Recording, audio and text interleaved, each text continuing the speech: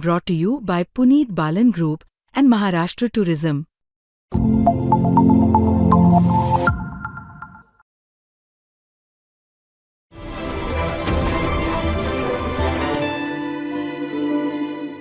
पण ज्यावेळेला सेक्युलर पक्ष म्हणून तुम्ही महायुतीमध्ये आहात त्यावेळेला किमान समान कार्यक्रम असा असतो की एकमेकांच्या मतदारांना जनरली दुखावू नये, धक्का लावू नये. पण भाजपच्या नेत्यांकडून सतत वक्तव्य होतात ती अल्पसंख्याकांच्या विरोधातली वक्तव्य होतात.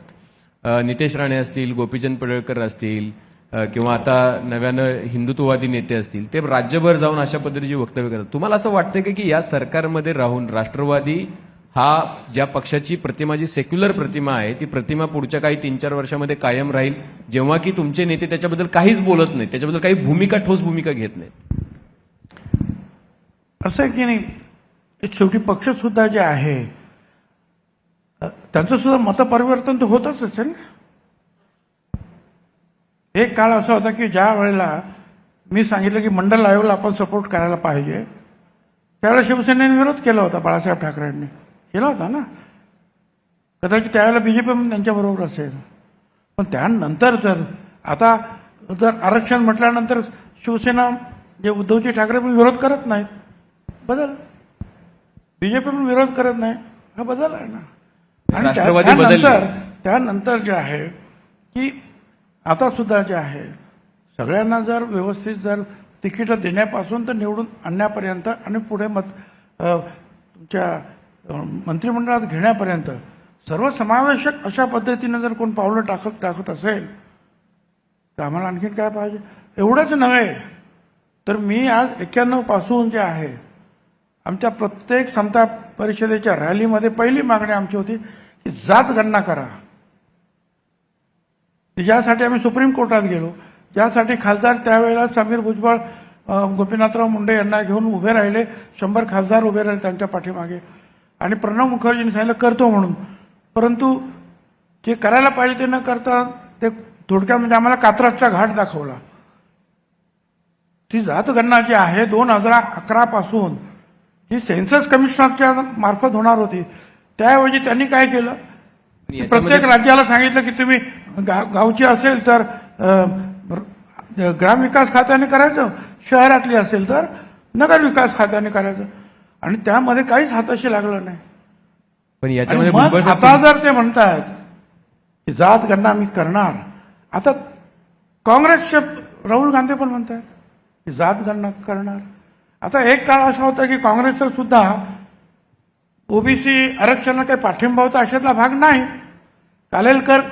जेव्हा कालेलकरांचा रिपोर्ट आला त्यावेळेला काँग्रेसचं सरकार होतं. रिपोर्ट होकार अर्ज आल्यानंतर सुद्धा झालं नाही. मंडल आल्यानंतर सुद्धा, मंडल कमिशनचा अवॉर्ड मिळाल्यानंतर सुद्धा 10 वर्ष काँग्रेसचं सरकार होतं, नाही झालं. शेवटी व्हीपी सिंग आल्यानंतर मग ते झालं. आता इतिहास आहे ना या सगळ्या याच्यामध्ये. आता परंतु मतपरिवर्तन काँग्रेसचं सुद्धा झालं की नाही, झालं पाहिजे.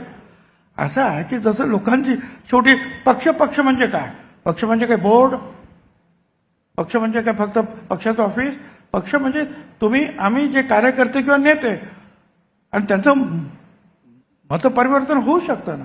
मतपरिवर्तन झालंय ना, ते होत आहे त्यांचं, ते काँग्रेसचं पण झालं. पण तुमचे नेते हिंदुत्ववादी होऊ लागले त्याच्यामध्ये. जातीय जनगणना करा, काँग्रेसचं पण झालं. मोदी साहेबांनी सुद्धा सांगितलं की आम्ही जात गणना करणार. बस आम्हाला, मी जे 91 पासून हातामध्ये काम घेतलं की हा जो पिछडा घटक आहे त्याच्यासाठी लढायचं, आणि जो या देशातला सगळ्यात मोठा घटक आहे 54% आहे, त्याला सुद्धा लोक चॅलेंज करतात. बिहारमध्ये तो 63% निघाला, पण 54% तर आहेच. मग अशा वेळेला याच्यामध्ये फक्त एक मुंडे किंवा एक भुजबळ म्हणजे काही तो समाज नाही. एक लक्षात ठेवा, करोडो लोक आज सुद्धा जे आहे त्यांच्या गावागावातून महिला, मुलं बाळ शिक्षणासाठी, नोकरीसाठी रात्रंदिवस उन्हा पावसामध्ये कष्ट घेत आहेत. भटके, विमुक्त, त्यांची तर काही सोयच कुठे नाही. हे सगळे त्या ओबीसीमध्ये आहेत. 374 जाती तर आता फक्त महाराष्ट्रात आहे. आणि मग अशा वेळेला यांच्यासाठी तर आपण काहीतरी करायचं, हे जेव्हापासून ठरवलं तेव्हापासून पवार साहेबांचे सुद्धा मी आभार मानतो. अनेक वेळेला आभार मानले. का तर जे व्हीपी सिंग यांनी जो अवॉर्ड ऍक्सेप्ट केला आपला मंडल आयोग, त्याची पहिली अंमलबजावणी पवार साहेबांनी मुख्यमंत्री असताना केली महाराष्ट्रामध्ये. आणि ओबीसी समाजाला 27% ने 30% आरक्षण दिलं, नोकरीमध्ये दिलं, शिक्षणात दिलं आणि राजकारणात सुद्धा दिलं. त्यांचा सुद्धा मी आभार आहे. आणि म्हणून तर मी त्याच्यानंतर सुद्धा म्हणजे 94-95 मध्ये त्यांनी तो निर्णय घेतल्यानंतर 99 मध्ये सुद्धा जेव्हा 2 शकलं झाले तेव्हा काँग्रेसच्या सर्व नेत्यांनी दिल्लीला या, तुम्ही जाऊ नका तिकडे, तरी सुद्धा मी पवार साहेबांबरोबर राहिलो. याचं कारण त्यांनी ओबीसीवर आणि ज्या गरीब लोकांवर सगळ्यांवर जे एक प्रकारचे उपकार आमच्यावर केले, भुजबळ साहेब, त्यांच्याबरोबर तुम्ही, राहिलो. या संदर्भात